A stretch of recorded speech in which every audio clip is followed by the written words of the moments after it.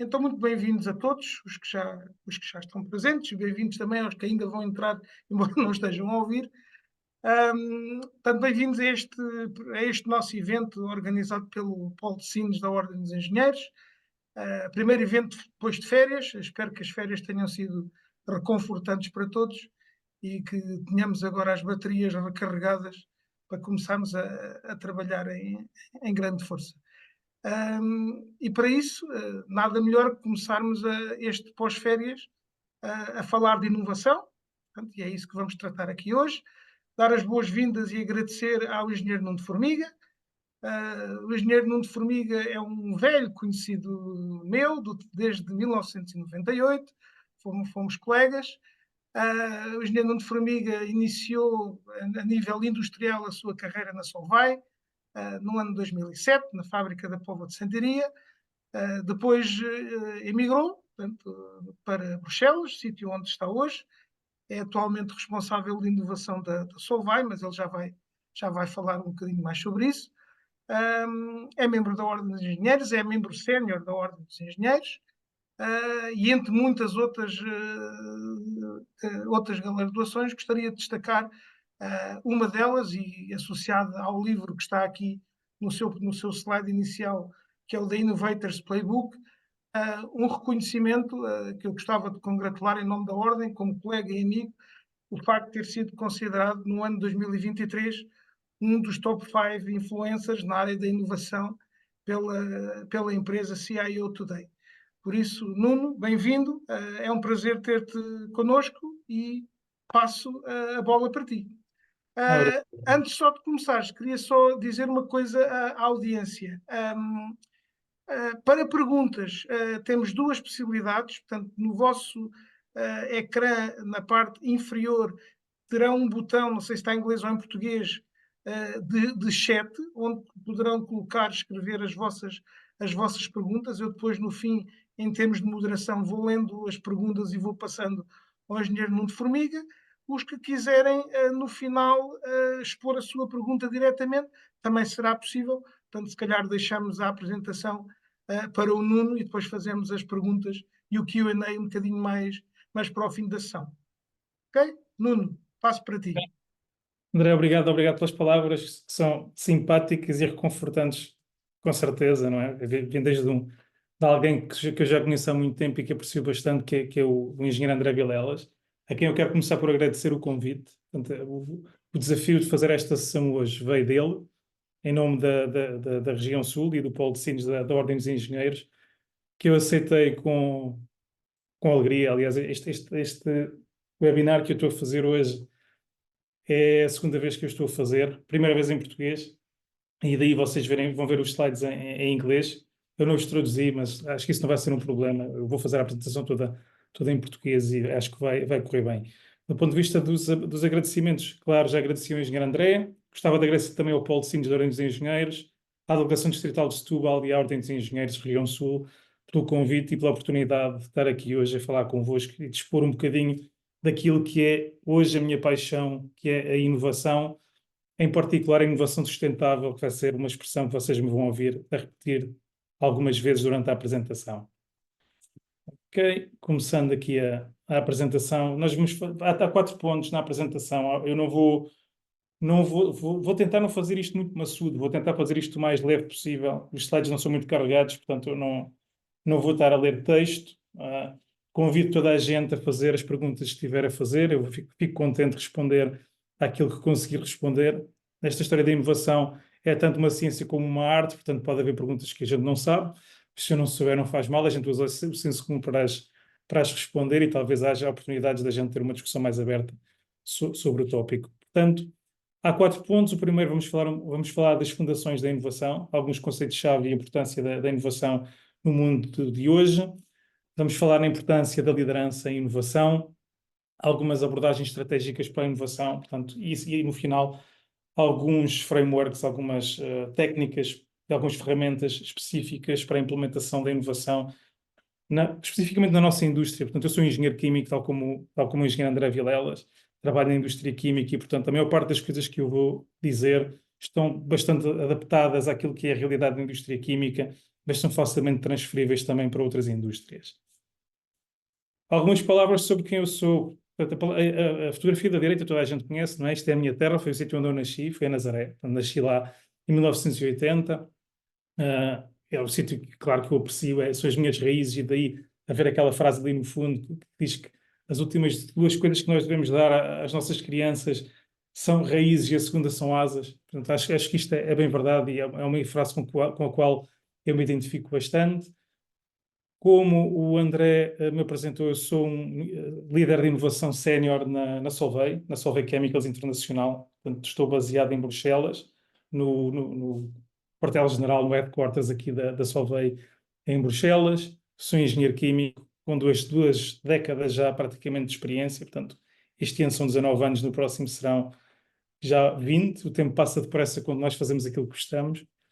E como eu já disse no início, tenho uma paixão pela inovação sustentável, que significa na prática que tudo aquilo que nós fazemos de novo, ou todo o valor novo que nós criamos hoje, e aqui eu vou destacar esta expressão, criação de valor, porque a criação de valor está diretamente relacionada com a inovação, aliás, é a essência da inovação. Hoje não há espaço para fazer inovação que não seja sustentável, como toda a gente sabe e pratica, não é? Ok, começando pelas fundações da inovação. Há duas palavras que tipicamente são utilizadas de forma praticamente indistinta, como se fossem sinónimos: invenção e inovação. Ok? Mas se nós pensarmos bem no que é uma coisa e o que é outra, na verdade elas não são exatamente a mesma coisa. Uma invenção verdadeiramente é algo que é inteiramente novo, que nunca tinha sido criado, nunca existiu antes. Temos o exemplo, por exemplo, da lâmpada elétrica. Quando foi inventada pelo Thomas Edison, não existia. Existiam lá os candeeiros de querosene, que serviu para fazer a iluminação pública, mas não havia propriamente uma lâmpada elétrica como na altura em que foi criada. Por outro lado, quando falamos da inovação, não temos necessariamente que estar a inventar nada de novo. Temos aqui a fotografia do Steve Jobs. Isto foi uma fotografia que foi tirada na altura em que ele fez a apresentação do primeiro iPhone. Verdadeiramente, toda a tecnologia do iPhone 1 existia, já tinha sido inventado. A grande inovação que a Apple trouxe nesta altura foi a forma como eles puseram tudo junto. Fizeram um aparelho que foi revolucionário na altura, o touchscreen. Toda a gente se lembra que antigamente a gente mandava mensagens e jogava ao Snake, aquelas coisas todas com os Nokias que toda a gente gostava tanto. Mas na altura Steve Jobs aparece com o iPhone, com o touchscreen, com as aplicações que apareceram um bocadinho mais tarde, e esta foi verdadeiramente a inovação que apareceu, ok? O que ele fez foi agarrar, o que a Apple fez foi agarrar em tecnologias existentes, o touchscreen já existia, os ecrãs a cores e essa coisa toda já existiam também. Foi a forma como elas foram postas juntas que foi a verdadeira inovação. E aqui o que é que há aqui de mais importante? É que quando houve esta junção destas tecnologias existentes num produto como o iPhone, houve uma criação de valor importante para a Apple. A Apple hoje é uma das empresas das maiores do mundo, já não é a maior. A Microsoft, nesta altura, com todos os desenvolvimentos de inteligência artificial, é maior hoje do que a Apple, mas ainda assim é uma das empresas mais importantes e continua altamente inovadora. Ok? Portanto, é importante nós fazermos esta distinção. Talvez seja um preciosismo. Eu normalmente gosto de começar por aqui, mas a verdade é que quando nós falamos em inovação, devemos falar em criação de valor, não necessariamente numa invenção. Portanto, a inovação não tem necessariamente que vir do laboratório. Okay? No nosso caso, na indústria química, a maior parte das inovações vem do laboratório, ou das invenções, por assim dizer, mas a inovação é muito mais geral. Nós podemos ter uma molécula inovadora, claro que sim, mas podemos também ter um modelo de negócio que seja inovador. Ou podemos ter uma forma de trabalhar que é inovadora. E tudo isto está ligado com o conceito da criação de valor. Qual é que é o valor que nós estamos a acrescentar àquilo que nós estamos a trazer hoje, que traz valor acrescentado e que diferencia daquilo que existia anteriormente. Ok? Portanto, acabámos de dizer isto. Portanto, é o slide a dizer mais ou menos aquilo que eu acabei de dizer. Portanto, acho que não faz sentido continuar aqui neste slide. A seguir a falarmos de inovação, portanto, vamos continuar o nosso foco agora só na inovação, portanto, a invenção já passou, não é? A nossa sessão de hoje é sobre inovação. Há que distinguir entre dois tipos fundamentais de inovação. Aquela que é chamada disruptive, portanto, a inovação disruptiva ou radical, como também é chamada comumente, e esta inovação é uma inovação que verdadeiramente cria novos mercados, novas redes de valor. E como exemplo, nós temos, por exemplo, a Tesla. Okay? Quando a Tesla apareceu, o motor elétrico já existia, não é? A gente nas fábricas estamos fartos de ter motores elétricos em tudo quanto é sítio. Motor elétrico de um carro, hoje, com um variador de velocidade, é algo que já existia há imenso tempo. Não há aqui verdadeiramente uma invenção. Mas a forma como eles puseram tudo junto, é verdade que eles tiveram alguma invenção, algum trabalho que fizeram nas baterias, muito trabalho na parte inteligente do carro. Portanto, até Tesla gosta de dizer que eles têm carros inteligentes, são smart cars. É a diferença de passar de um carro, quando nós compramos um Tesla, passamos de um carro para um smart car. E aqui tivemos uma inovação que foi verdadeiramente radical, ok? Algo que criou um mercado de tal forma novo que hoje todas as marcas automóveis estão a caminhar para os carros elétricos. Ok? Não vou discutir, há muitos problemas que há, como é óbvio, com a disponibilidade de eletricidade renovável e tudo isso, mas não é o tema de hoje. Mas a verdade é que a Audi, BMW, Volkswagen, toda a gente está a passar, de alguma forma, para as viaturas elétricas, seguindo a inovação disruptiva que foi criada pela Tesla. Se olharmos para o outro lado do espectro, temos a inovação incremental. Okay? A fotografia que se vê aqui é uma fotografia da Toyota, uma linha de montagem da Toyota. Toda a gente que esteja ligada à excelência de alguma forma fala na metodologia de Toyota, no Kaizen e em toda a nomenclatura associada à excelência à metodologia da Toyota. E verdadeiramente, o que é que nós estamos aqui a falar? Estamos a falar de pequenas inovações, portanto, coisas que não são disruptivas, não estamos a falar de algo que muda completamente a nossa maneira de ver o mercado ou de criar o mercado, mas estamos a adaptar pequenas inovações que vão acrescentar valor àquele produto que nós hoje já temos, ok?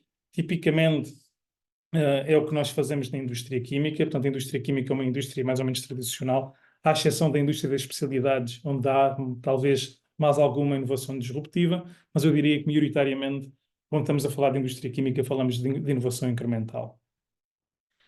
Fazendo aqui o paralelo entre uma e outra, portanto, quando falamos de inovação sustaining, portanto, no final de contas, esta inovação continuada ou incremental que nós estávamos aqui a falar, o problema é bem conhecido, os mercados estão existentes, existem processos para fazer inovação, o nosso cliente, ok, é um cliente credível, conseguimos prever mais ou menos o mercado, mais ou menos, claro, ninguém consegue prever o mercado completamente, e os métodos tradicionais de negócio normalmente são suficientes. Portanto, eu diria que se nós quisermos fazer uma analogia, as grandes corporações, as empresas grandes existentes, normalmente seguem este modelo da inovação sustaining, da inovação incremental. Do lado direito, onde temos a inovação disruptiva ou radical, a maior parte das vezes o problema nem sequer é bem conhecido, os mercados são novos, há uma inovação que é dramática, não há mercado, ninguém sabe muito bem como é que vai ser o comportamento, não conhecemos os clientes, não conseguimos prever nada, e é aqui que os modelos tradicionais de negócio falham. Okay? E esta maneira é a maneira de trabalhar das startups. Tudo é mais ou menos caótico, as coisas funcionam todas de uma forma mais ou menos caótica. Os modelos tradicionais que nós temos, com stage gates e aquela coisa toda que eu vou mostrar mais à frente, não são propriamente adequados, porque tudo é tão novo que eles têm que fazer um ciclo de inovação muito mais rápido e têm que iterar muito mais rapidamente para conseguirem manter-se no mercado e conseguirem realmente trazer um produto que seja inovador e que traga valor para a sociedade. Ok? Portanto, só para fazer aqui um bocadinho um embrulho disto tudo, a verdade, inovação não é a mesma coisa que invenção. Temos dois tipos de inovação principais, disruptivo ou radical e incremental. Um mais relacionado com empresas mais inovadoras, como as startups, outro mais ligado às indústrias mais bem estabelecidas, como aquela que eu represento. Agora, é óbvio que se nós queremos ter uma cultura de inovação, se queremos ser inovadores, há um papel que a liderança tem, um papel importante que a liderança tem em estabelecer esta cultura de inovação e em mantê-la e em guiá-la, ok? Primeira coisa, isto é válido não só para a inovação, é válido praticamente para tudo, não é? Se não tivermos visão, não tivermos uma visão estratégica, verdadeiramente não vai haver uma direção que a empresa vá seguir. Portanto, é importante que haja uma visão e uma direção estratégica bem estabelecida pela empresa. Quando eu falo na empresa, falo na gestão de topo das empresas, onde haja uma transmissão clara de uma intenção em que a empresa é uma empresa inovadora. É óbvio que empresas grandes tenham departamento de investigação e desenvolvimento, que tenham departamentos de inovação, que estão lá para fazer ideação e para trazerem todas as boas práticas de inovação para trazerem valor para os mercados. Claro que isto passa a mensagem a toda a organização que devemos ser inovadores. Portanto, é importante que haja uma visão e uma direção estratégica neste sentido, tal como noutros ramos do negócio, sem visão e sem direção estratégica, garantidamente é difícil que haja sucesso na inovação. Segundo ponto, que talvez devesse ser o primeiro, é importante que seja criada uma cultura para inovar. Ok? E o que é que eu quero dizer com isto? Se nós quisermos verdadeiramente ter uma cultura inovadora, nós temos que dar oportunidade às pessoas para errar. Ok? Eu tinha um colega lá na Póvoa de Santaria, que agora está reformado, que ele dizia muitas vezes que a gente tem que apostar no erro.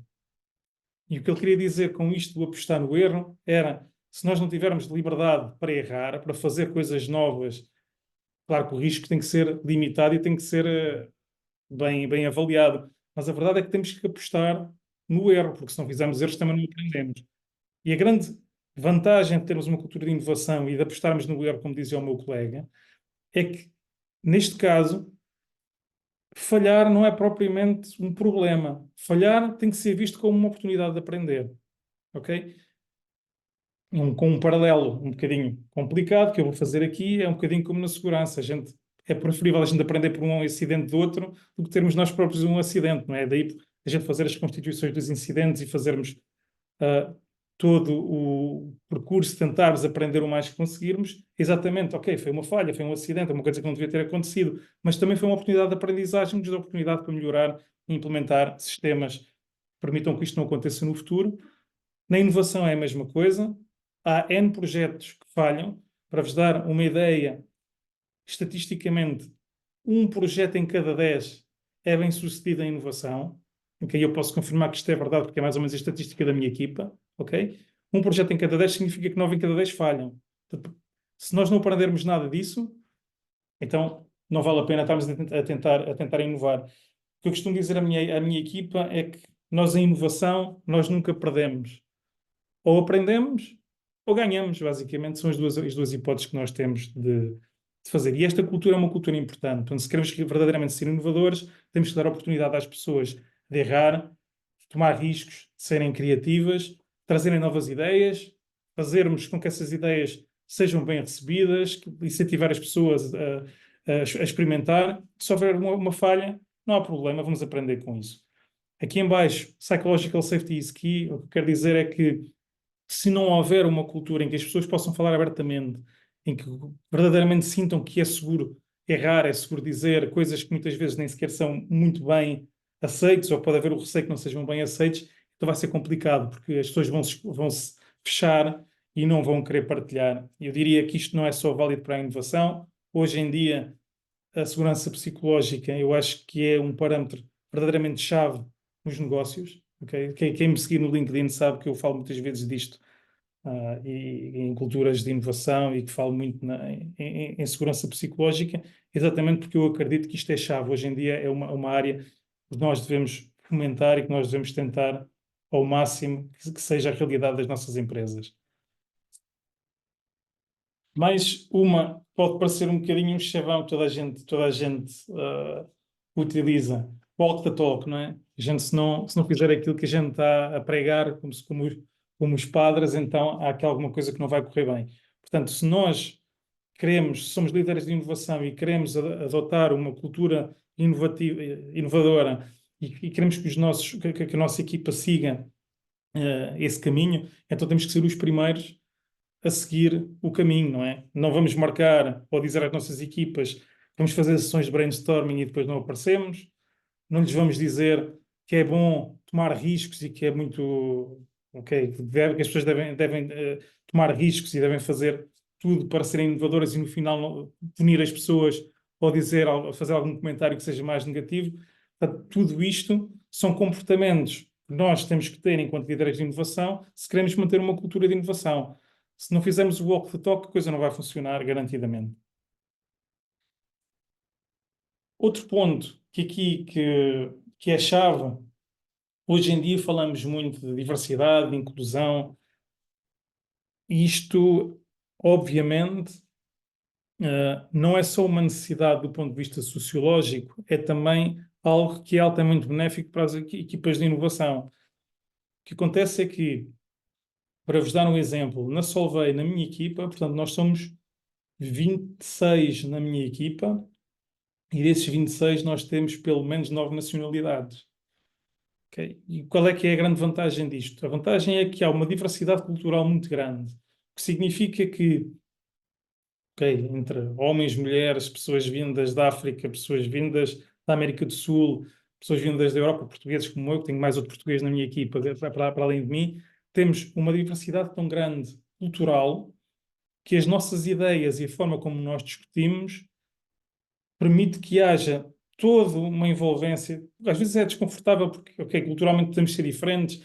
Os belgas ou os holandeses, por exemplo, são muito mais diretos um, os pontos que têm a fazer, mas a verdade é que ter diversidade e sendo inclusivo, a maior parte das vezes permite que nós consigamos ter ideias mais inovadoras. Ok? Portanto, incentivo a que haja equipas que sejam verdadeiramente diversas. A diversidade aqui é verdadeiramente importante e ajuda a criar uma cultura de inovação. Outro ponto, o empowerment das equipas. Isto é válido, mais uma vez, para a inovação e não só. Se nós não dermos recursos e autonomia às nossas equipas, dificilmente as nossas equipas vão ser inovadoras por elas próprias, não é? A inovação não pode ser aquilo que o chefe diz. Não é? Se essas equipas seguirem aquilo que o chefe diz, nós não temos uma equipa inovadora, temos um chefe que tem umas ideias e a equipa vai atrás.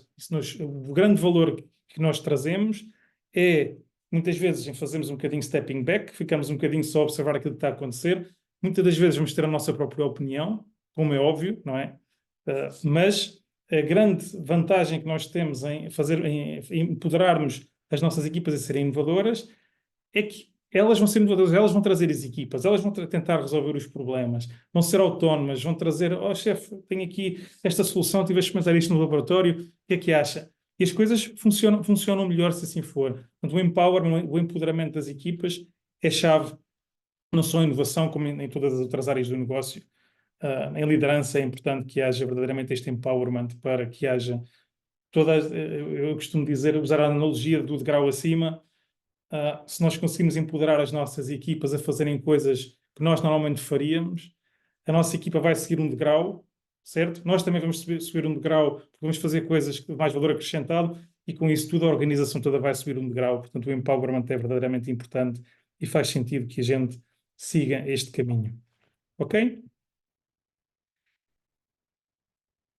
Passando agora a abordagens estratégicas para a inovação. Ok, eu vou falar aqui de alguns conceitos, para alguns de vós podem ser familiares, para outros nem por isso. Vou falar principalmente neste conceito, um slide a mais, que é o conceito do Blue Ocean e do Red Ocean. Que eu não sei se isto é muito óbvio ou não. Há uma estratégia que foi criada por dois professores americanos, que é chamada Blue Ocean Strategy, que basicamente defende uma metodologia que pode ser criada para criar mercados incontestados no mercado. Ok? O que é que isto significa? Significa que eles distinguem entre dois oceanos, onde eles falam de oceanos, vamos dizer que as empresas estão nos oceanos. Estamos no Oceano Vermelho ou estamos no Oceano Azul. O Oceano Vermelho, basicamente, é um espaço empresarial em que há competição, a competir pelo mercado existente, ok? Onde o objetivo vai ser, temos que bater a competição, temos que capturar mais da procura que é existente. e há um trade-off verdadeiro entre o valor e o custo, ok? Portanto, nós aqui, o que é que nós vamos estar a fazer? Vamos estar a tentar cada vez reduzir mais os nossos custos, vamos tentar cada vez mais ter margens mais apertadas, estamos a lutar por um mercado que é um mercado existente e que é um mercado altamente competitivo. Isto é o conceito do Oceano Vermelho. Por outro lado, no outro extremo, temos o Blue Ocean. Okay? Vamos imaginar o oceano, estamos no mar, não há nada no mar, não é? À nossa volta estamos num barquinho, nada à nossa volta, portanto estamos sozinhos a navegar no Oceano Azul. E a verdade é que a imagem é mesmo esta. Eles, quando falam no Oceano Azul, é esta a ideia. É que nós estamos num oceano, nós criamos algo completamente novo que torna a nossa competição perfeitamente irrelevante. E porquê? Porque não há mercado. Voltamos outra vez ao exemplo do iPhone. Quando a Apple criou o iPhone com o ecrã tátil, nem ninguém queria, sequer pensava em utilizar o dedo para passar páginas no telemóvel, não é?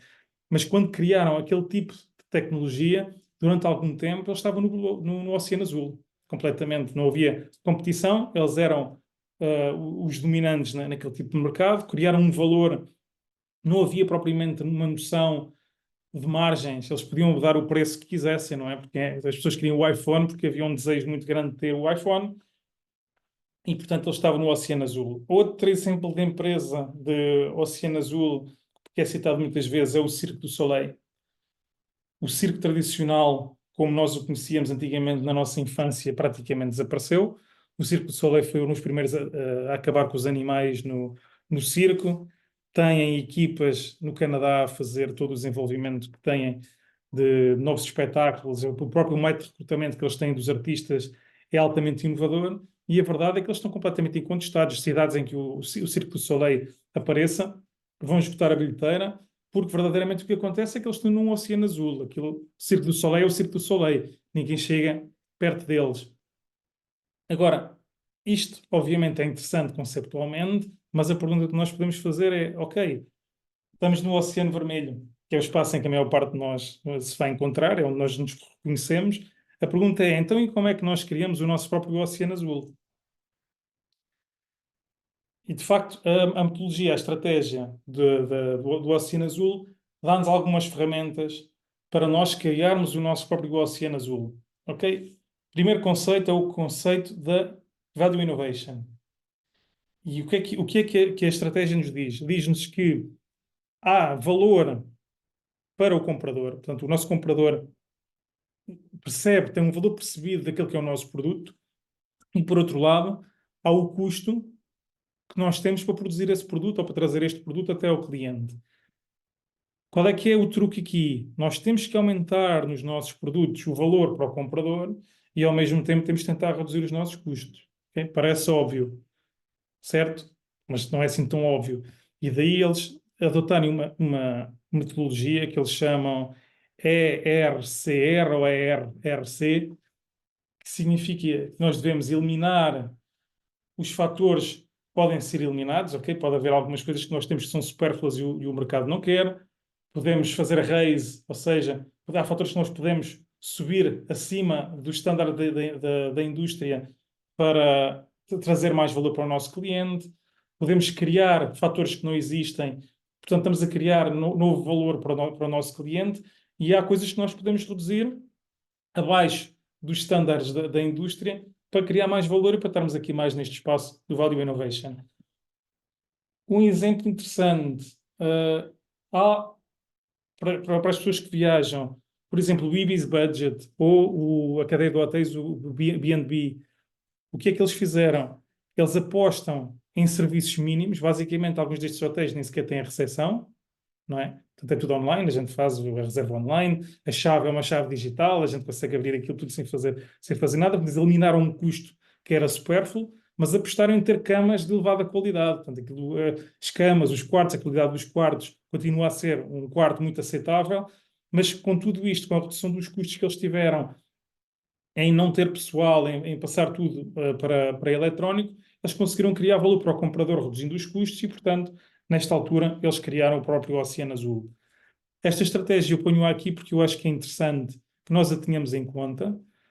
Eu diria que, ok, usando o princípio de Pareto, 80% de nós que aqui estamos hoje nesta sessão estamos em oceanos vermelhos e em alguma altura da nossa carreira ou estando ligados à inovação, ou estando ligados ao desenvolvimento de negócios, ou qualquer destas áreas, é importante termos esta framework na nossa cabeça, porque há formas verdadeiramente de criar os oceanos azuis e de nos destacarmos da nossa concorrência.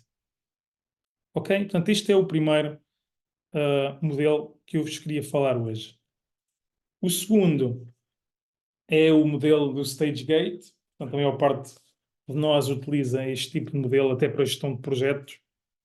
É o modelo que nós utilizamos na Solvay, particularmente.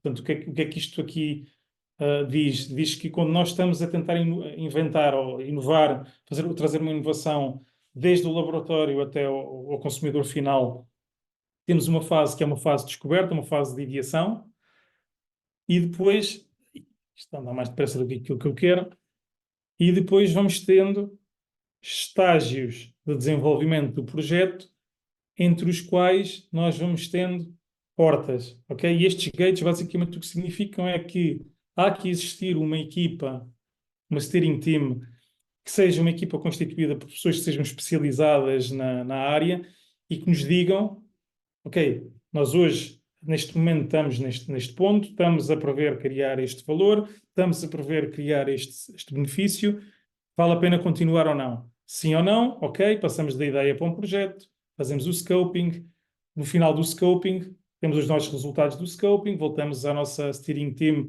mais uma decisão, seguimos ou não seguimos, e por aí fora, estágio a estágio, até chegarmos ao lançamento. Qual é que é a grande vantagem desta abordagem? A grande vantagem é que, se nós assim o fizermos, primeiro, garantimos alinhamento estratégico com os objetivos da nossa empresa, estamos a envolver parte do leadership da empresa na decisão, estamos a comunicar os resultados que estamos a ter com a liderança e, por outro lado, estamos a diminuir o risco em cada stage gate, porque a verdade é que, passando, ok, da ideia a projeto, ok, há um risco que está associado a isto, há um risco de falhar, mas à medida que nós vamos passando gate a gate, a verdade é que vamos afunilando até praticamente garantirmos o sucesso da nossa ideia.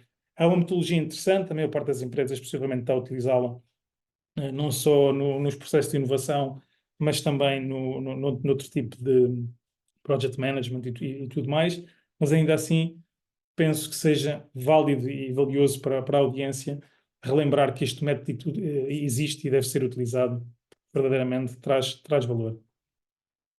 Ok? E depois, finalmente, portanto, vamos aqui entrar, ok, 37 minutos, portanto estamos bem no tempo. Vamos entrar no framework Innovate, ok? Este framework foi um framework que eu trouxe no meu livro. Basicamente, ok, isto é só o acrónimo de uma série de etapas que eu entendo que sejam as etapas fundamentais da inovação. A primeira etapa será inspirar a criatividade, a segunda etapa seria alimentar as ideias, navegar os desafios, otimizar recursos, validar conceitos. Portanto, todas estas letras, basicamente, do Innovate, são passos que, se nós seguirmos, temos boas possibilidades de trazer a inovação de uma forma bem sucedida até ao mercado. Indo a um, ok? Explicando-os rapidamente, se houver curiosidade, obviamente, e se alguém quiser discuti-las mais em detalhe, a seguir a esta sessão eu vou deixar os meus contactos e fico verdadeiramente feliz de discutir estes pontos todos com quem quer queira discutir comigo. É sempre enriquecedor nós podermos ter este tipo de discussão. Vou passar rapidamente os pontos, mas penso que a ideia vai ficar clara. Primeiro ponto, inspirar criatividade. Já falámos nisto, ok? É importante que nós, como líderes, inspiremos a criatividade. Criemos uma cultura de inovação. Criemos uma cultura em que as pessoas pensem fora da caixa, que tragam novas perspectivas, onde haja segurança psicológica, onde nós tenhamos uma cultura de brainstorming. Eu, para vos dar um exemplo, na minha equipa, eu tenho uma reunião semanal com toda a equipa e faço 2 reuniões temáticas, uma delas dedicada à segurança, que é de todas as prioridades, completamente a nossa prioridade número 1. A segunda é um brainstorming. Portanto, em 4 reuniões, uma delas, portanto, 25% das reuniões, está dedicada a fazer brainstorming. E garanto-vos que há sempre ideias novas a aparecerem, porque há sempre coisas que vão acontecendo ou desafios que vão aparecendo. Portanto, faz sentido trazer este tipo de cultura e, por outro lado, implementando este tipo de cultura, gera-se o hábito de dar ideias, de partilhar ideias com a equipa, de partilhar ideias, de partilhar boas práticas e, portanto, faz sentido nós inspirarmos a criatividade e fomentarmos este tipo de cultura que permita às nossas equipas serem mais criativas e mais dinâmicas. O segundo ponto tem a ver com alimentar as ideias. Okay? As ideias vão aparecer, algumas vão ser boas, outras menos boas, mas a verdade é que nós temos que dar suporte a estas novas ideias e dar espaço às nossas equipas para as desenvolver. Okay? Muitas vezes vão ser necessários recursos. Okay? Há uma ideia nova que vai requerer que nós tenhamos um investimento num equipamento novo no laboratório ou que se faça um ensaio industrial numa fábrica na Austrália, onde quer que seja, não importa. Vamos ter que arranjar recursos ou, muitas vezes, é só mentoria, não é? A nossa equipa talvez necessite de, sei lá, um químico nuclear, um físico nuclear, para alguma ideia mais fora da caixa e nós não tínhamos esta competência, mas ok, vamos arranjar uma mentoria, vamos arranjar alguém que possa fornecer algum conhecimento à nossa equipa e que possa ajudar a desenvolver este tipo de ideias. Okay? Portanto, é importante verdadeiramente que haja suporte, é importante que haja um processo estruturado para fazermos a incubação das ideias. Nós começamos normalmente com uma ideia e é evidente que quando nós começamos com uma ideia, acreditamos que a nossa ideia que é a melhor ideia do mundo e que vai mudar e revolucionar completamente a sociedade, mas muitas vezes não é assim. Portanto, é importante que haja uma incubadora de ideias, que haja formas de nós fazermos um teste e de termos feedback regular através dos nossos clientes ou através dos nossos peritos dentro da própria empresa, ajuda muitas vezes a que estas ideias possam vir a ver a luz do dia e venham realmente a ser valiosas para a sociedade. Outro ponto, é óbvio que nós, no mundo ideal, não há desafios, não é? No mundo ideal temos recursos ilimitados, temos pessoas ilimitadas, toda a gente gosta de ideias inovadoras, toda a gente está disposta a tomar riscos. Não vai acontecer, ok? Toda a gente sabe que não vai acontecer porque, infelizmente, a vida não é assim. Há que criar estratégias para navegar estes desafios, ok? Estratégia importante é criar nas nossas equipas pelo menos um espírito resiliente, ok? Eu falei há um bocadinho que 9 em cada 10 ideias falham, portanto é importante que haja resiliência nas equipas, que as equipas tenham noção que muito daquilo que elas fazem vai falhar, ok? Mas que o importante é aquilo que eu dizia inicialmente, o importante, a gente nunca falha, ok? Falhar, nunca falhamos, na minha equipa nós não falhamos, nós ou ganhamos ou aprendemos, não há falhar, essa palavra não existe na minha equipa, ok? E eu acho que esta cultura, este tipo de cultura que vai sendo desenvolvida, e eu ouço-os a repetir e fico contente cada vez que ouço isto, é que verdadeiramente entra e fica enraizada na cultura da própria empresa e permite que as ideias continuem a fluir e que os desafios continuem a ser navegados. É óbvio que há outros desafios que são mais complicados, muitas vezes não vamos ter budget, outras vezes não vamos ter pessoas, mas aqui a comunicação com os stakeholders é fundamental, a gestão das expectativas é fundamental, nós temos que comunicar onde é que estamos, nós não podemos prometer o mundo e depois no final entregarmos só uma pedrinha ali da calçada. Portanto, basicamente há uma necessidade de nós desenvolvermos estratégias de comunicação que permitam também aos nossos stakeholders que continuem a suportar as nossas iniciativas. Sobre recursos, mais uma vez, era ótimo a gente ter os recursos todos no mundo, não é? Eu gostava de ter, se calhar gostava, acho que nem é verdade, mas gostávamos de ter muitas pessoas, gostávamos de ter muito dinheiro, os equipamentos todos possíveis do mundo para testarmos tudo, mas a verdade é que nós, engenheiros, somos ensinados a fazer o quê? A otimizar, não é? Portanto, basicamente é isso que temos que fazer. Os recursos são limitados, o nosso tempo é limitado, tudo é limitado, até o talento é limitado. Ok? Portanto, basicamente, há que arranjar estratégias para otimizar os recursos, minimizar os waste, a certas alturas eu esqueço muitas palavras em português, mas basicamente o que nós temos que fazer é maximizar a utilização dos recursos que nós temos disponíveis e minimizar os desperdícios, ok? Basicamente é isto que eu quero dizer com isto. E isto, ok, é válido para a inovação como é válido para qualquer outra área do negócio. Validar conceitos. Ok, aqui vamos voltar um bocadinho à ideia que eu passei anteriormente do stage gate process, e a ideia é que, ok, nós temos uma ideia, a ideia está a ser desenvolvida, parece ser uma boa ideia, vamos validá-la. E validar aqui, muitas vezes, pode simplesmente querer dizer fazer um protótipo, ou um programa piloto, ou um ensaio numa fábrica, ou uma pesquisa de mercado. Basicamente, o que nós temos que nos assegurar é que o que nós estamos a desenvolver que há verdadeiramente uma aplicação para aquilo que a gente está a desenvolver. Se não houver product market fit, verdadeiramente a nossa inovação vai falhar. Ok? Portanto, é importante que usemos protótipos e se tivermos que falhar, que a gente falhe cedo. Se falharmos cedo, o que é que a gente faz? Ok? Falhamos, embrulhamos o que temos, o nosso conhecimento, tiramos as nossas aprendizagens e seguimos para a próxima ideia. Ok? Portanto, a validação de conceitos é chave e, portanto, eu convido a todos a arranjar formas de terem protótipos para testar as vossas ideias e fazerem programas piloto que permitam validar aquilo que são as ideias que saem das vossas equipas. Agora, é claro, a gente faz todo um desenvolvimento de ideias, temos todo um programa de laboratório, aqueles de comunicação interna e tudo mais, mas a certa altura a gente tem que fazer isto acontecer, não é?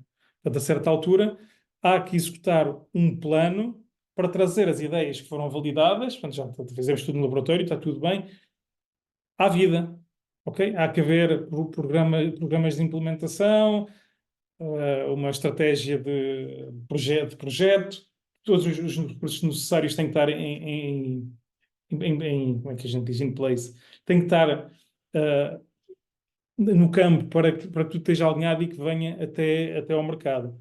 Portanto, aqui é verdadeiramente o ponto em que nós saímos do laboratório, ok, testamos, fizemos os nossos testes, os nossos protótipos, tudo parece funcionar, e é aqui que a gente põe as equipas de desenvolvimento de negócio, ou no caso de estarmos a fazer inovação de processo químico, como é o meu caso, é no momento em que a gente envolve a equipa de tecnologia e vamos fazer um teste industrial num sítio qualquer, ou vamos implementar esta tecnologia numa fábrica, verdadeiramente vai trazer valor.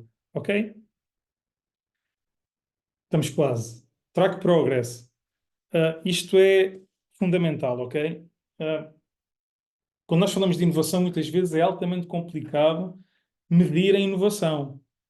Okay? Isto é um daqueles desafios que parecem simples e que parece haver métricas que a gente siga que vão dar uma indicação se a gente está a ter um bom desempenho na inovação ou não.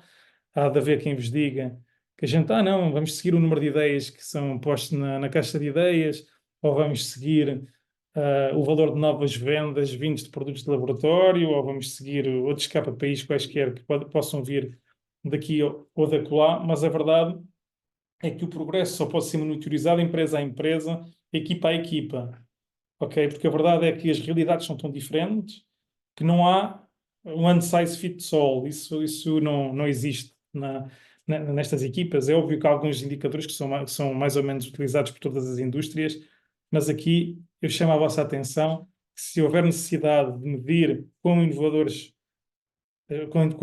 as vossas equipas são, é importante desenvolver métricas que sejam relevantes para aquilo que as vossas equipas façam, ok?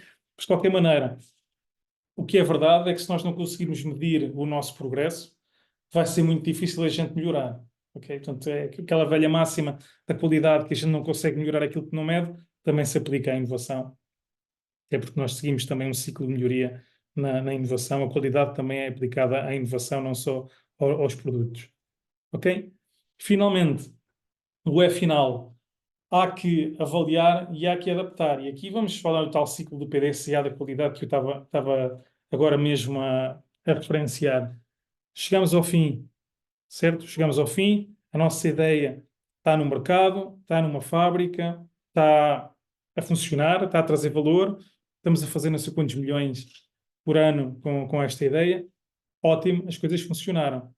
Mas o que é importante é que no final de cada um destes projetos se avalie aquilo que correu bem, aquilo que nós aprendemos para fazer melhor e que façamos uma adaptação, que haja uma melhoria contínua do nosso processo de inovação. Isto também é um processo, ok? Não é um processo como os nossos processos químicos, mas é um processo também que nos permite melhorar, fazer ciclicamente e em cada uma das nossas iterações sejamos um bocadinho melhores, ok? Portanto, isto basicamente é aquilo que eu tenho para vos trazer hoje, ok? Portanto, o Innovate Framework, de facto, é isto e, portanto, estamos quase tempo de concluir e abrir os Q&As. Nós vamos fazer primeiro só um pequeno recapitulativo daquilo que falámos hoje. Portanto, há que compreender a diferença entre inovação e invenção, foi onde nós começámos. É importante que haja um certo equilíbrio nos portfólios de inovação entre inovação incremental e inovação radical. Ok, eu não falei muito nisto nos portfólios de inovação, mas a verdade é que quando nós temos um portfólio de ideias, temos um portfólio de projetos de inovação, muitas das vezes o que nós utilizamos são os chamados horizontes de inovação. Temos projetos de curto prazo, que são quick wins, que a gente pode trazer em pouco tempo. Temos projetos de médio prazo, que são, ok, intermédios. Depois temos projetos de longo prazo, que são mais disruptivos. Passamos do verdadeiramente incremental, que são os de curto prazo, para os disruptivos. Mas a verdade é que há que haver um certo equilíbrio entre o número de ideias que temos no início do funil e no final do funil, ok? Este equilíbrio não há propriamente uma prática que seja necessariamente ajustada para todas as empresas, vai depender do tipo de empresa em que estejamos. Empresas muito inovadoras, é claro que vão estar muito mais do lado da inovação radical, mas empresas mais tradicionais tipicamente vão ter mais ideias do lado incremental do que do lado disruptivo, mas há que haver um certo equilíbrio. Verdadeiramente, o grande valor vem sempre das ideias mais arriscadas, mais disruptivas, e não na incremental. A gente na incremental vai melhorando bocadinhos, mas o nosso oceano azul verdadeiramente está na inovação disruptiva, ok? Falámos em cultura de inovação, a importância da cultura de inovação através de liderança eficiente, efetiva. Portanto, todas as estratégias que nós falámos até aqui são importantes e acho que vale a pena recapitular. Eu não sei se há alguma forma, André, depois de fazer a partilha destes slides, mas eu tenho todo o gosto em partilhá-los com os participantes, ou se houver um link que nós possamos partilhar no final, eu tenho todo o gosto em partilhar os slides com as pessoas, se quiserem recapitular e voltar a isto. E no final, convido-vos a utilizar o framework que eu apresentei, que foi um framework que eu desenvolvi e que acredito que seja um dos melhores frameworks que está disponível nesta altura. Claro, foi o que eu criei, portanto, se eu não acreditasse naquilo que fiz, era um bocadinho difícil, não é? Ok, finalizando, vamos trazer esta estratégia. Eu acho que é importante que tenhamos, ao menos, algumas ferramentas em mente que nos permitam trazer estas estratégias para as nossas organizações. A inovação é importante, ok? Ainda mais numa altura em que há desafios que são desafios climáticos, há desafios que são desafios de força de trabalho. Acho que toda a gente, pelo menos na minha indústria, na indústria do André, temos alguma dificuldade em encontrar pessoal qualificado. E a inovação, estarmos numa empresa inovadora, numa empresa que seja agradável de trabalhar, onde haja uma cultura que aposta no erro, como eu dizia, tudo isto são ferramentas que ajudam a atrair talento e a reter o talento que nós temos nas empresas. Portanto, eu convido-vos a todos que participaram hoje a pensar nestes pontos de vista que eu vos trouxe hoje, nestes insights e nestas estratégias e trazê-los para as vossas organizações, ok? Encorajo-vos verdadeiramente a fazê-lo, porque eu acho que juntos, utilizando todas estas estratégias, conseguimos verdadeiramente criar algum impacto na sociedade e conseguimos gerar valor verdadeiramente para aquilo que nos pagam, não é? E para gerarmos valor para as nossas organizações, trazer impacto é algo, ok, trazemos impacto para a organização, mas também para o planeta e para a sociedade, que deve ser o nosso alvo final, ok? E com isto termino.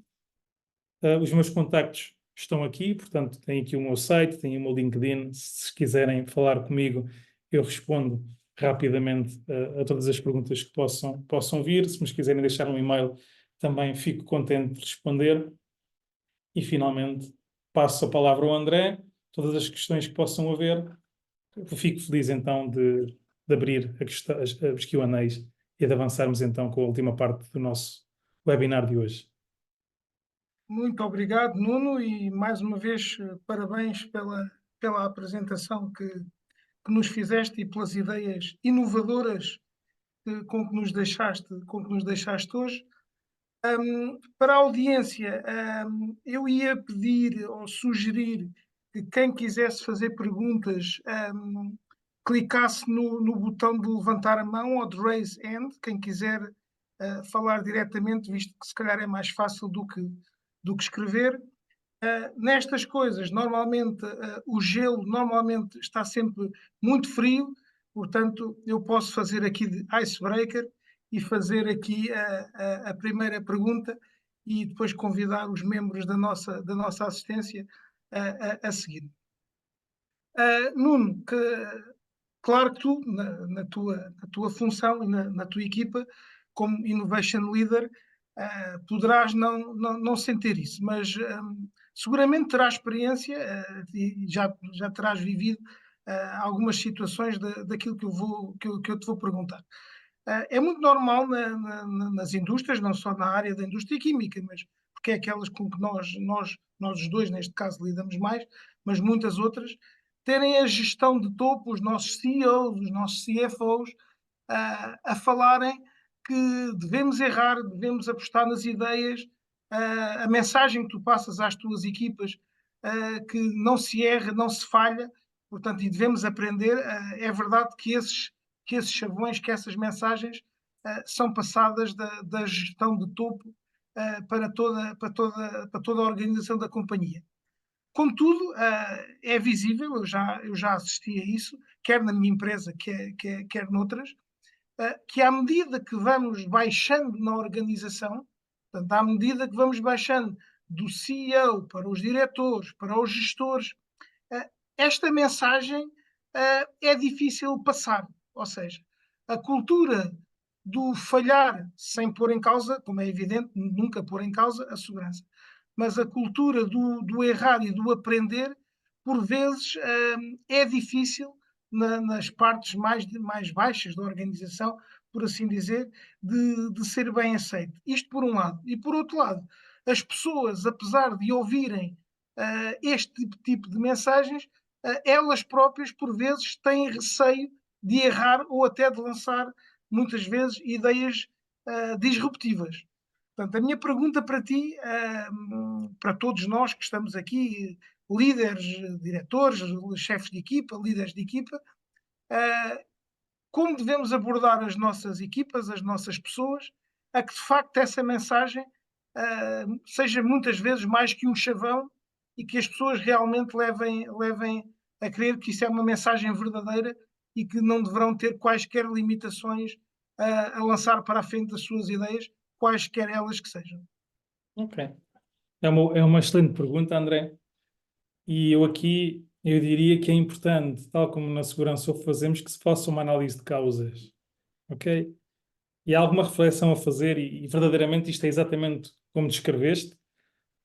Eu venho de um ambiente industrial, eu trabalhei 10 anos numa fábrica na Póvoa de Santaria, na fábrica da Solvay, juntamente também com operadores e com pessoas muito mais ligadas ao terreno. E a verdade é exatamente essa: quanto mais próximo do terreno tu estiveres, maior é a descredibilização de tudo o que é inovação. Okay? Porque, lá estão eles outra vez com estas coisas e agora querem que a gente mande no ciclo das ideias. E é claro que já vivemos todos isto, mas se fizermos uma análise de causas e percebermos o porquê, o grande problema que se coloca é que a maior parte das vezes não é feito o verdadeiro seguimento daquilo que é a ideia. Ou seja, o que é que eu quero dizer com isto? Temos um operador que tem uma ideia, ok? O operador partilha a ideia. Põe a ideia numa caixa de ideias, seja ela física ou digital, ou o que quer que seja. Raras são as vezes em que alguém volta ao operador e diz: opá, olha, ideia fantástica, vamos implementá-la, vamos embora, excelente, ok? E isto tem que ser feito sistematicamente, com todas as ideias. Se calhar a ideia não é excelente, se calhar a ideia não é assim tão boa, mas mesmo nessa ocasião, o responsável na altura, ok, eu era responsável de inovação já na altura que era engenheiro de processo lá na fábrica, mas havia um cuidado de chegar à pessoa que deu a ideia da inovadora, da ideia de uma melhoria do que quer que fosse, dizer: olha, esta ideia não é tão boa, por esta razão e esta razão, ainda assim, muito obrigado por dar esta ideia. É importante que tenha pensado sobre isso e a gente aprecia. E esta cultura de feedback, que muitas vezes não existe, é aqui que a gente falha. E mais outra coisa que eu posso dar como exemplo que falha bastante: sessões de brainstorming. Ok? Já todos estivemos em sessões de brainstorming.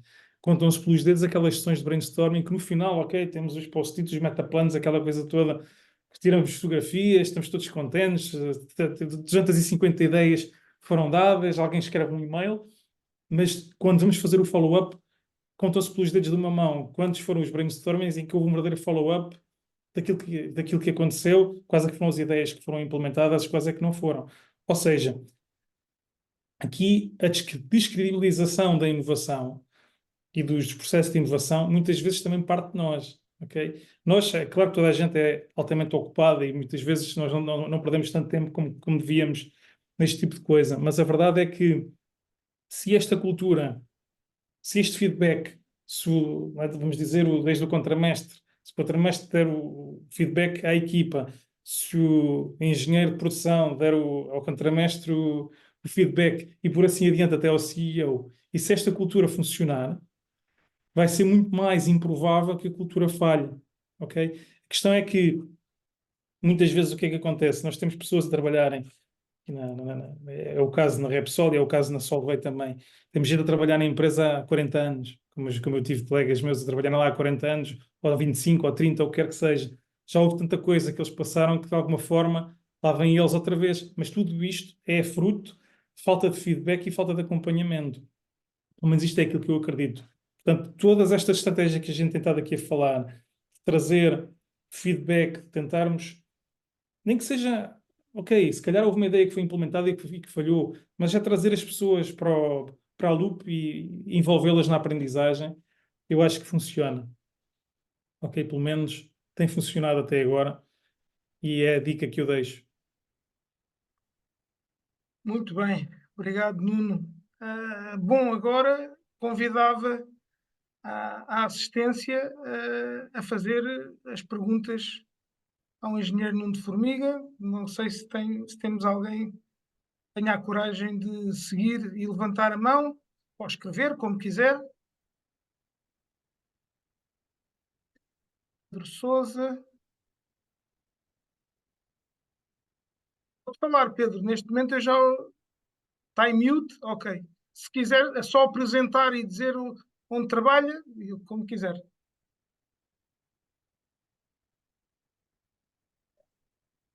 Não estamos a ouvir, Pedro.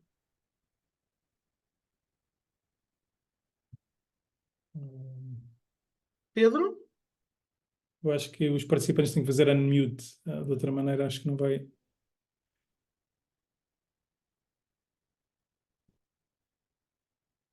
Pedro, não sei se está a tentar. Não estamos a conseguir ouvir o Pedro.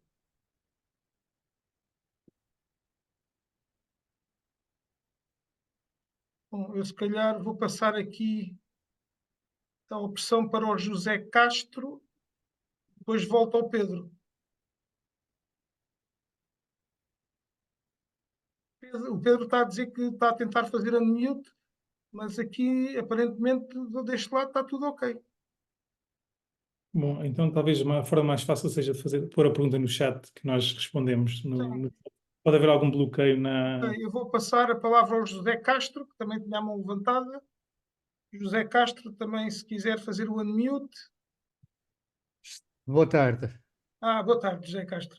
Boa tarde. Queria agradecer a excelente apresentação que foi feita e fazia uma pergunta que era a seguinte: estando nós no tempo em que, sobretudo, as organizações o que privilegiam é o lucro e os resultados, no fundo, os resultados de certa forma imediatos, medidos com uma periodicidade normalmente ao mês, como é que se coaduna esse objetivo com as tentativas de aprendizagem ou, digamos, a inovação?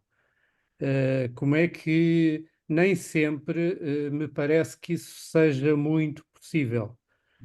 Pode dar, Engenheiro Nuno de Formiga, a sua visão sobre esta questão, por favor? Claro, claro. E é uma boa questão, obviamente.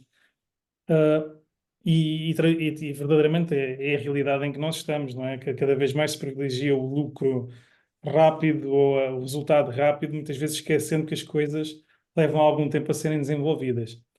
Agora, a verdade é que, havendo uma estratégia de inovação, a estratégia de inovação tem que estar, é uma estratégia que tem que estar alinhada com a estratégia.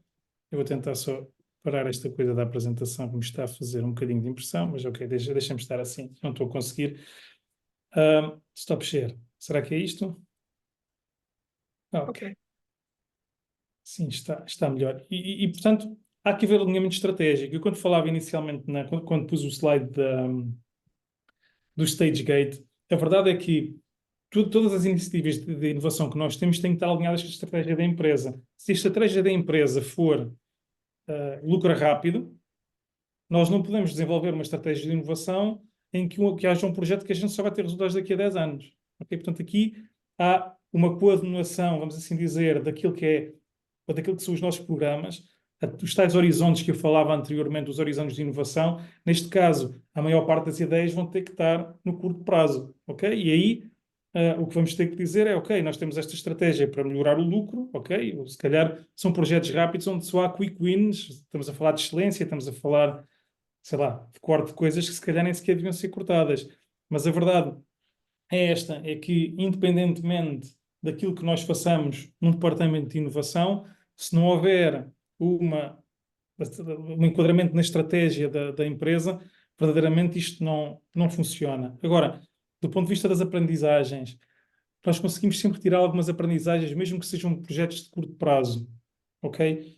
É óbvio que em projetos de longo prazo, onde nós temos mais tempo para aprender e para errar e para testar, obviamente que esse processo é mais dinâmico, é mais eficiente, vamos assim dizer, mas aprendizagens de coisas que falham, okay, ou que não falham, nós conseguimos sempre retirar. Obviamente, aqui há uma necessidade muito importante de se fazer a gestão das expectativas. Obviamente, a gestão de topo vai ter sempre expectativas em que nós vamos arranjar um produto que vai ser o novo, sei lá, o novo iPhone aí do mercado. Muitas vezes não é o caso, mas há que haver uma gestão de expectativas e dizer, ok, o que é realista, o que é que não é, e mantê-los envolvidos naquilo que é o desenvolvimento daquilo que está a acontecer, para não haver surpresas, porque muitas vezes o que acontece também é que há um pedido da gestão de topo, ok, que vai ser declinado de alguma forma para as equipas do laboratório para desenvolver, mas isto é filtrado a algures no meio do middle management e não passa verdadeiramente nem para cima nem para baixo. Para a gestão de topo vai haver aquela ideia, ok, eles não dizem nada, estão a trabalhar no assunto, e depois no final aquilo que a gente tem não é verdadeiramente aquilo que eles estavam à espera. Portanto, aqui a gestão das expectativas é verdadeiramente importante, e as aprendizagens, eu acho que tem mais a ver com a cultura que a gente desenvolve. Eu acho que conseguimos aprender em tudo o que se faz. Mesmo em projetos de curto prazo, eu acredito que haja aprendizagens que possam ser retiradas. Mas aqui, na essência da sua pergunta, José, o que eu acho é que é a gestão das expectativas aqui é a chave. Sim, ok, obrigado. Portanto, Obrigado, José. Vamos, se calhar, tentar. O Pedro Sousa já consegue.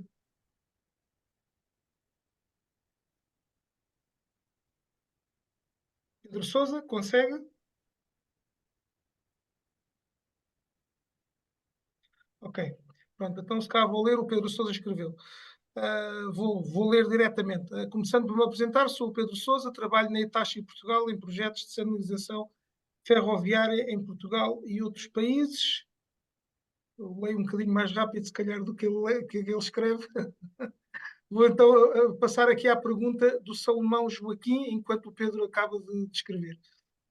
Parabéns e obrigado pela apresentação, caro engenheiro Nuno. Como passar a todas as equipas da empresa a cultura da inovação, em especial o princípio do não ter medo de cometer erros, mantendo o equilíbrio ou fazer bem à primeira, algo que na prática acaba sendo mais cobrado pela hierarquia. Obrigado. Bom, o que eu diria é que isto tem que partir de nós enquanto líderes, ok? E há que haver uma discussão aberta sobre isto nas organizações.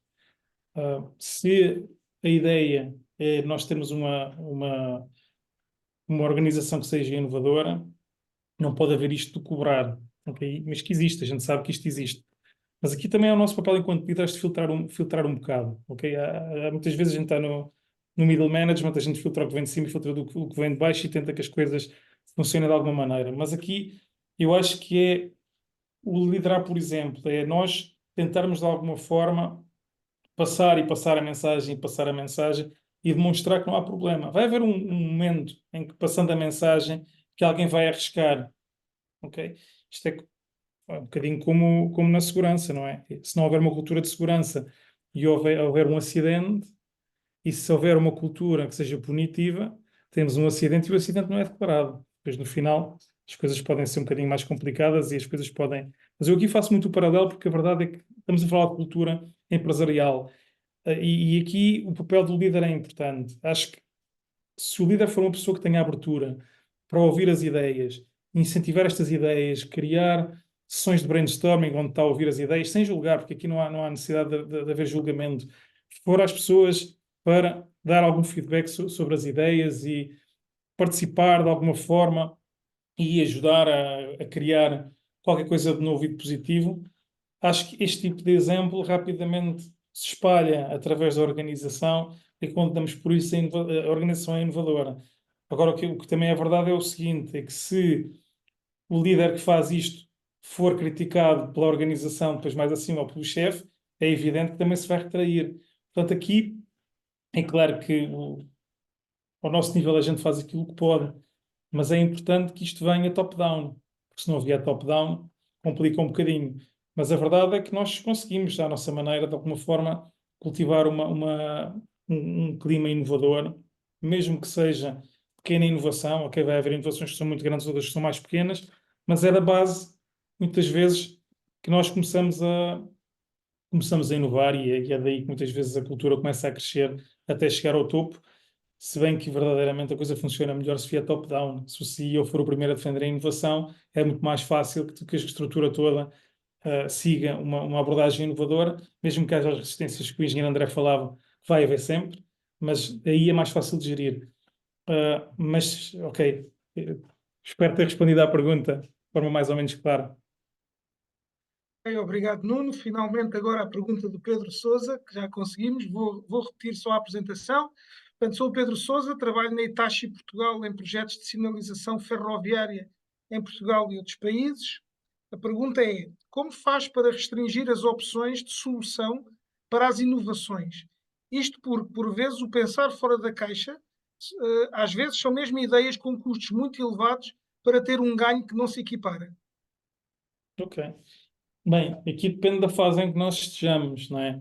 Quando a gente está a lançar ideias, estamos num brainstorming, ok, ninguém quer saber muito se as ideias são malucas e são altamente. Ok, se não temos budget para as fazer. É claro que aí não há um problema, mas aqui, mais uma vez, mesmo num processo de ideação, há que haver os tais stage gates que eu falava. Ok, vamos afunilar até chegarmos a uma certa ideia. Há uma ideia. Ok, a ideia não é viável porque é muito cara. Ok, ela vai ser descartada. Há um processo para filtrar as ideias que são viáveis e aquelas que não são, mas isto sempre ligado com a estratégia da empresa. Se calhar nós estamos a focar-nos em criação de valor, aqui vamos dizer milhões de euros por ano, ou o que quer que seja, ou preço de custo, ou HSE, pode haver uma série de objetivos que a gente esteja a fazer o foco. E é evidente que depois, com base nos critérios que são estabelecidos, vai ter que haver uma filtragem. Também não há recursos suficientes, a maior parte das vezes, não é só recursos, não é só dinheiro para as fazer, vai ser recursos também para as implementar no terreno, muitas vezes pessoas e meios para o fazer. Portanto, aqui há que haver talvez uma comunicação clara também com as equipas, dizendo no início da geração das ideias, ok, vamos fazer esta sessão, na próxima sessão o que é que vai acontecer? Nós vamos escolher as ideias, vamos avaliá-las uma a uma, e é importante, mais uma vez, como eu dizia o engenheiro André, agarrar nesse feedback, ok? Nós chegamos à conclusão que esta ideia é muito cara, por algum motivo, e voltar à pessoa e dizer, olha, esta sua ideia foi avaliada, obrigado, é uma ideia, ok, que até podia fazer sentido, infelizmente não temos recursos para o fazer, mas agradecemos imenso a ideia e o esforço que foi tido em dá-la e a coragem de trazê-la a público, porque este feedback muitas vezes é o mínimo que as pessoas esperam, ok? Porque a questão é que se nós não dermos este feedback, rapidamente se descredibiliza o processo de inovação e a inovação mora. Ok, obrigado, Nuno. Temos aqui uma pergunta da Laiane Guerra, que eu estava aqui a tentar que ela entrasse live. Não sei se quer entrar live ou se quer que eu leia. Laiane?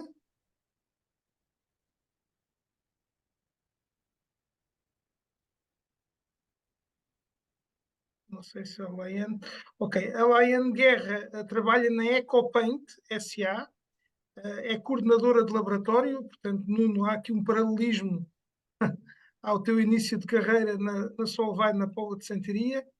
E a pergunta é: acredita que utilizar critérios para a aprovação de ideias pode engessar a inovação nas organizações ou é uma ferramenta válida para filtrar as melhores ideias? Bom, engessar. Bem, a ferramenta tem que ser válida, não é? Aqui é. Bom, mais uma vez, eu volto à mesma questão. Há que ter claro no início da sessão em que nós estamos a tentar recolher as ideias, há que ter claro qual é que é o objetivo, ok? Ah, se as ideias não tiverem ah, ok, focadas no objetivo, possivelmente vamos ter algumas ideias que não sejam tão boas. Agora, os critérios, é evidente que nós gostávamos de implementar as ideias todas, não é? As ideias vêm e, se calhar, gostávamos de implementá-las todas. A verdade é que, do ponto de vista da gestão dos recursos que estão disponíveis, há que haver critérios para as escolher. Mas agora também há uma coisa que eu gostava de dizer aqui, e um bocadinho a resposta ao engessamento da estratégia. É óbvio que isto é um diálogo. Ok, há uma sessão de brainstorming, há uma ideia que é introduzida numa caixa de ideias e, se calhar, a ideia é recusada. Esta questão do feedback, que há que ir com o feedback à pessoa que deu a ideia para discutir, se calhar não é só para comunicar que a ideia não foi aceita. Se houver uma verdadeira cultura de diálogo, talvez haja a possibilidade de reiterar essa ideia e de fazê-la e transformá-la numa coisa mais valiosa. Aqui é o feedback, todo o processo de feedback, da conversa com a pessoa, de demonstrar que aquilo que a pessoa escreveu, aquilo que a pessoa disse, que é dada importância àquilo que foi dito, é isso que verdadeiramente vai fomentar a cultura da inovação. É óbvio que não há critérios perfeitos e é óbvio que a gente vai falhar. Se calhar há uma ideia que é excelente que vai ser descartada quando se calhar até era a melhor ideia de todas. Mas aqui, se houver uma cultura de feedback e de conversa com as pessoas que dão as ideias, possivelmente damos também a oportunidade às pessoas de refazer a ideia. Muitas vezes as pessoas não têm de alguma forma a habilidade para escrever aquilo que estão a pensar, e havendo esta possibilidade de haver este diálogo, de alguma forma elimina-se o tal engessamento que a Laiane falava e que pode acontecer, não é? Nada é à prova de bala, ok? A gente tenta arranjar processos que façam o streamlining disto, mas é verdade que pode haver alguma ideia que seja descartada e fosse uma boa ideia. Mas, mais uma vez, havendo diálogo e havendo feedback, eu penso que seja mais fácil que isso não aconteça. Ok, obrigado, Nuno. Temos aqui outra pergunta do José Daniel. Contudo, antes de ler a pergunta, eu gostava só de parabenizar a Laiane pela palavra engessar, que com a autorização dela utilizarei daqui para a frente na minha vida profissional. Muito bem, nunca tinha ouvido essa palavra aplicada e está perfeita. Copiarei. Ok, então temos aqui uma pergunta do José Daniel, que vou ler diretamente de Nuno. Muito obrigado, e é uma pergunta maldosa, uma pergunta muito bem feita. Muito obrigado pela oportunidade, parabéns pela interessantíssima apresentação. A nossa empresa, Qualiseg, aposta muito em IDI, Investigação, Desenvolvimento, Inovação, Desenvolvimento e Investigação. Facto que reflete o nosso volume de negócios. Porém, a generalidade das novas ideias é sistematicamente gerada pela gestão de topo. Qual a receita para estimular ainda mais os restantes colaboradores a apresentarem novas ideias, dado que temos de facto uma cultura de inovação implantada há vários anos? Muito obrigado. Nuno, se me permites aqui uma achega, esta é uma pergunta muito interessante, que também há aquelas empresas que se dizem inovadoras, porque o chefe fala em inovação, mas uma empresa inovadora é aquela que vai top-down e down-up. Portanto, quais são os teus pensamentos sobre esta receita que o José Daniel está aqui a perguntar, se é que há uma receita para isto? Bom, eu vejo aqui coisas boas e coisas más na abordagem, ok? Coisa boa da abordagem, de haver muitas ideias da gestão de topo, é que verdadeiramente a gestão de topo está envolvida no processo de inovação. Ok? Portanto, eles fazem um esforço, de alguma forma, para demonstrar que têm ideias e que as partilham abertamente com o resto das equipas. ponto positivo. O ponto negativo é que muitas vezes há um efeito psicológico complicado, ok? Que é o seguinte: há um efeito em gestão que é em inglês eles chamam o WIPO, que é a opinião da pessoa mais bem paga da sala. Muitas vezes a pessoa mais bem paga da sala diz uma coisa e a opinião dela é a opinião que conta. E porquê? Porque as pessoas, ok, ele é o chefe, portanto, se ele é o chefe, as ideias devem ser boas, a gente valida as ideias que tem, mas isto de alguma forma bloqueia ou engessa, usando a expressão da Laiane, que eu também vou fazer como o André, gostei da expressão e vou começar a aplicá-la porque gostei. Não sei como é que a traduzo para inglês, mas vou ver. Eu trabalho em inglês, infelizmente, não tanto em português, mas gostei da expressão. Mas a verdade é que esta, esta cultura pode ser complicada, no sentido em que pode haver a tentação, e certamente que a origem da pergunta é essa, vai haver a tentação, se o chefe está a pedir, a gente vai fazer. E mesmo que haja ideias que sejam boas e sejam válidas vindas da base da empresa, vai haver alguma dificuldade em encontrar recursos para as implementar, porque as pessoas vão estar ocupadas em fazer a vontade ao chefe, ou a vontade lá dos 35, acho que 35 não sei porque é que eu fico com 35 na cabeça, acho que deve ter vindo na pergunta, mas, ok, aqui o que é complicado nisto é fazer perceber aos gestores, epá, se calhar vamos deixar também o resto das pessoas dar ideias, ou pelo menos fazê-los entender que as coisas podem não funcionar tão bem, porque a verdade é que eles estão de alguma forma a bloquear a inovação na base. O complicado disto é como é que nós fazemos a abordagem, e dependendo das organizações, isto pode ser mais fácil ou mais difícil, consoante a abertura que estas pessoas tenham para ter este tipo de discussão. Mas de alguma forma, eu acho que alguém vai ter que ter essa conversa com a liderança, porque caso contrário, eu sou também da opinião que vão-se perder oportunidades garantidamente havendo esta abordagem, ainda que a intenção, para mim, do meu ponto de vista, a intenção é genuína, é uma intenção de tentar demonstrar que eles são inovadores e que estão a dinamizar a cultura da inovação, mas aqui, ok, muitas vezes o líder tem que se dar um passinho atrás e deixar a equipa dar as próprias ideias e tomar alguns riscos, porque caso contrário há o risco verdadeiramente de bloquear alguma inovação que possa vir da base. Muito bem, obrigado, Nuno. A assistência, neste momento, não tenho aqui nenhuma pergunta aberta. Não sei se temos mais alguém para fazer perguntas. Normalmente costumo ser pouca vergonha e começar a pedir a alguém para fazer. Costumo às vezes pegar aqui numas pessoas que são voluntários à força, às vezes aqueles que têm vergonha de fazer perguntas, mas não. Temos aqui uma pergunta do Gil Veloso, ok? Eu vou ler. Portanto, Gil Veloso, sou engenheiro sénior, embora nos últimos 4 anos seja docente no ensino superior.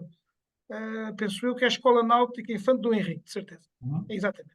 Pergunta: para que ideias inovadoras em engenharia possam ter viabilidade, considera que seja fundamental haver a experimentação validada que substancie essa concretização, sabendo que o risco de investimento de meios haverá sempre? Ok.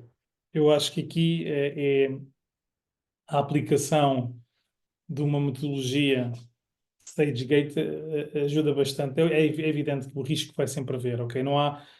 Aliás, eu costumo dizer que não é. Se não houvesse risco, também não havia inovação, não é? Porque é que a gente está a testar uma coisa no laboratório se a gente já soubesse de antemão que as coisas vão funcionar, não é? Daí é tudo isto, quando a gente fala de inovação, seja ela empresarial, ou seja ela na docência, ou seja ela onde quer que seja, há uma abordagem que tem a ver com gestão de risco, basicamente. Portanto, nós no início de um projeto de inovação é evidente que é um momento em que o risco de implementação é o risco mais elevado, certo? Porque há muita incerteza, mas à medida que o projeto vai avançando, essa incerteza vai diminuindo e cada vez nós estamos mais certos que a ideia vai funcionar.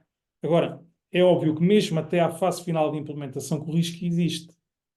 Okay? E não é inédito que haja projetos que passam etapa a etapa, chegamos à última etapa, as coisas parecem funcionar muito bem e no final não funcionam. Ok? Mas acho que aqui a grande questão aqui é esta, é ter a consciência que a inovação, por definição, é arriscada. As metodologias que nós utilizamos em inovação servem para reduzir o risco da implementação, mas ainda assim, ok, há o risco de se falhar. Se falharmos, ok, é evidente que há um impacto financeiro naquilo que a gente fez, na falha que a gente teve, vão ser garantidamente alguém vai tentar retirar responsabilidades, ainda para mais se o projeto estiver muito próximo da implementação ou tiver sido implementado e no final falhar, mas há que haver noção que, por muito robusto que seja a metodologia de teste e por muita certeza que a gente tenha que as coisas funcionem, uma coisa é a gente estar à escala piloto, outra coisa é estarmos à escala industrial e as coisas podem falhar. E aí basicamente é isso, é uma questão de noção que as pessoas têm que ter, que há risco associado à inovação. Não há inovação sem risco. E eu tenho repetido isto ao meu diretor umas quantas vezes.